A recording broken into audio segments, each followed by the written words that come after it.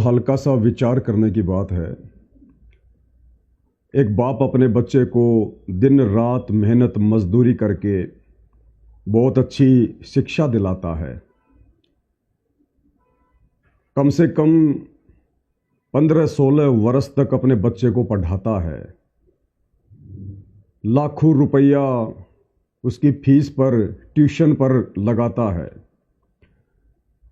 और वैसे तो कोई गारंटी नहीं है कि वो बच्चा नौकरी लग ही जाएगा, लेकिन मान लेते हैं कि बाप ने बच्चे को 18-20 वर्ष तक पढ़ाया लिखाया, लाखों रुपया लगाया, और मान लीजिए वो बच्चा पढ़ लिख कर डॉक्टर बन गया, इंजीनियर बन गया, जज बन गया, और वो बच्चा नौकरी लगते ही, क्योंकि मृत्यु का तो कोई भरोसा नहीं है, हम मृत्यु लोक में रह रहे हैं, इतनी मेहनत के बावजूद मान लीजिए वो बच्चा अचानक से बीमारी से या एक्सीडेंट में मर जाता है।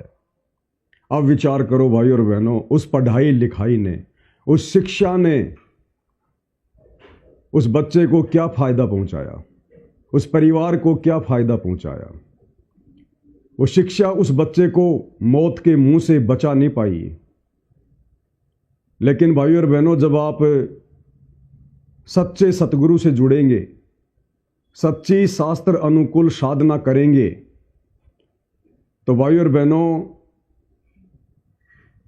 हमारी जो अकाल मृत्यु हो जाती है अचानक से, सच्चा सतगुरु हमें अकाल मृत्यु मरने से भी बचाएगा। और यदि बच्चों के भाग्य में नौकरी नहीं होगी, और यदि सच्चा सतगुरु चाहेगा तो बच्चे को नौकरी भी देगा, क्योंकि नई किस्मत लिखना ये सच्चे सतगुरु के हाथ में होती है।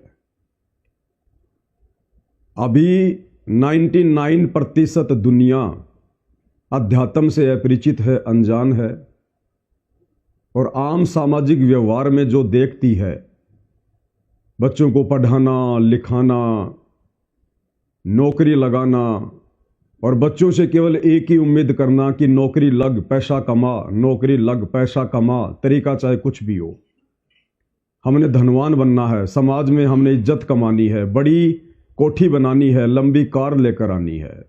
पूरी दुनिया इसी माया की भाग दौड़ में दौड़ लगा रही है, और अचानक से कब उनकी सांसें रुक जाती है, कब उनकी मृत्यु हो जाती है, कोई भरोसा नहीं। और मिलना वही है जो उन बच्चों के भाग्य में है। माता पिता बच्चों का भाग्य लिखने में समर्थ नहीं होते।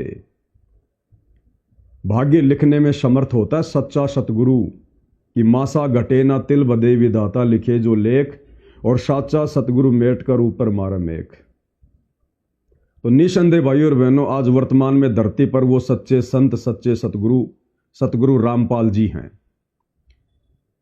और सच्ची नीयत से इनके ज्ञान को समझकर इनकी शरण में आने के बाद आपको वो सर्व लाभ प्राप्त होंगे, सर्व सुख प्राप्त होंगे, जिनकी आप और हमने कभी कल्पना भी नहीं की। इस समस्त जानकारी के लिए 25 नवंबर 2025 रात्रि 9 बजे से मुझ पवन दास के Facebook page Pawan Das is live पर लाइव जुड़िए। एक बहुत ही पवित्र पुस्तक है, ऑथेंटिक पुस्तक है, परमाणु सहित पुस्तक है।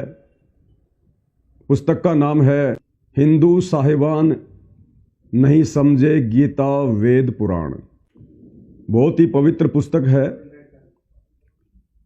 और पुस्तक का नाम आप जी को बता दिया गया है, हिंदू साहिबान नहीं समझे गीता वेद पुराण।